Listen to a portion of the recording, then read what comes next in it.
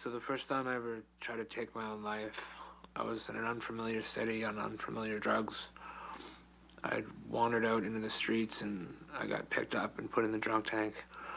And due to graphic hallucinations and delusions, it was the most terrifying thing that I've ever experienced in my life. And my sister took me in to see a doctor, and 5 minutes talking to him, he came out and told her that he'd called the police and they were coming to put me into the hospital. So that happened, and my mother was there at my bedside. I woke up and she'd flown in from out east, and at that point, I was given the diagnosis of bipolar and schizophrenic. And it wasn't the end of the world. It really wasn't. And I'd love to tell you that that was the last time I got put in the hospital, and I would love to tell you that that was the last time I tried to kill myself, but it wasn't. Life happened and kept on going. But years later, it kind of like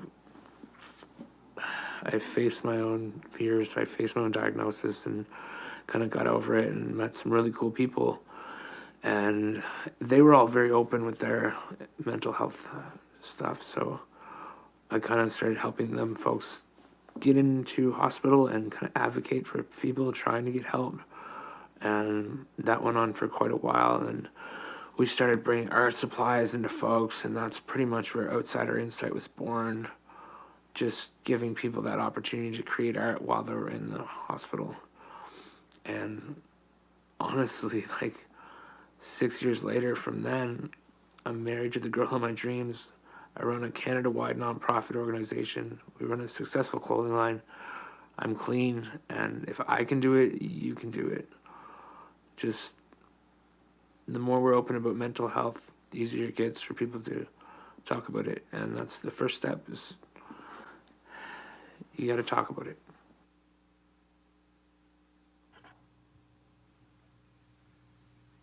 This thing on? I also want to thank the folks for having us up here today. It means a lot. Giving us a chance to talk about our little project. I don't know if anybody here has heard of Outsider Insight. We are a nationwide nonprofit. We help out folks living with mental health barriers. We do that through art. So we run like art courses and peer support. We do art shows for the members. One really cool thing is they design over there, those tables are filled with all our merchandise. They're designed by folks in our collective. So yeah, we started this 7 years ago in Halifax, and we were hustling. We got some grant money. What do a bunch of punk kids do with all kinds of money? We put on art shows, and we had a staff member that would go into the hospitals to do artwork with the patients, and to a nursing home. They would do art with folks with Alzheimer's and dementia. Yeah, so it worked out though, because I was doing a lot of advocating for folks trying to get in an emergency, and that went on for quite a while. And I got really burnt out, and I had to just back away from it. And I went and lived with my mom. 8 months later, hey. 8 months later, I moved to Truro, and was wandering the streets, trying to get outsider notice somehow in this town, and bumped into this guy. He was the start of the next chapter for sure, and he's going to tell you a little bit about us, because I'm nervous as hell. I don't know if it shows, but I really am. All right, we'll be answering questions, because I don't really want to be put on the spot. So we'll be answering questions over there at the booth if you guys have any questions for us. We got pamphlets with all of our information, our contact info. Kind of want to try to do this more as I gain more confidence. I want to try to talk at schools and presentate at like conferences and stuff like this. I really believe in the power of art and how it can heal. It did wonders for me with my illness, and we've seen it so much in our members I know somebody comes in terrified, agoraphobic, anxiety. They came out to like a coffee shop meeting or whatever, just to touch base to start this. And like flash forward like 7 or 8 months, they're putting on their own solo art show, and they're going to NASCAT now as a mature student, and just stuff like that. Like, and you lock eyes with a person having an art show, and they're like, thank you. We would go and like, with all that grant money, we would go and say you had a bunch of artwork in your mom's basement, and we would take it out, we would mat it, we would frame it, we would promote a show, we would hang that show, we would hire a band, we would have cheese and wine, the whole 9 years, because that's really what it is about, building people up, and you know what I mean? Yeah. All right, thank you guys. Oh, you got one? This is Mike Francis, everybody. Yeah. Thanks, Kevin. Yeah, I have my own microphone. All right. I think I might sound funny with two. Anyway, yeah, thank you definitely for having me. I'm going to start where I met Gavin. So I was an employment counselor at the time, and we were downtown in Truro. This guy kind of looked shaggy and wandering in with some stickers in his hand, and he asked if we would put one up. So it just so happened that our reception person was off on break, and I was sitting at the front desk, so it was my turn to take whoever came in.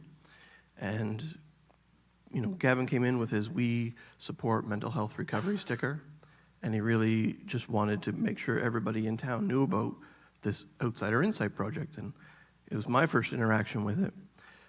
But it seemed like from that first conversation about how I could support him, and then it really dawned on me from my years of experience in employment, all the different issues that my clients were facing with mental illness, and the extra barriers that they had to getting back to work, and sometimes either establishing or reestablishing their life based on their mental illness. So I spent years thinking about how is that I could support my clients more. Obviously, I'm helping them with resumes, cover letters, job search stuff, all those regular things that employment counselors do, but what else can I help them with that actual mental health diagnosis? And just before I met Gavin, it had only been a couple years since I had actually had my own diagnosis. And so I was trying to figure out how I could deal with that. But at least every Friday, sometimes every second Friday, Gavin just showed up at my office and he'd come looking for me. So he'd saunter into my cubicle and we'd have a chat about OI and about life in general. And I started thinking, you know, there's this guy and he's selling t-shirts at the farmer's market. And when you first meet Gavin, well, back then especially, before his wife cleaned him up, he was, he sometimes looked a little bit crazy. So some of my coworkers were like, that guy is here to talk to you, Mike. I always was really excited to have a chat with him because I knew where his heart was.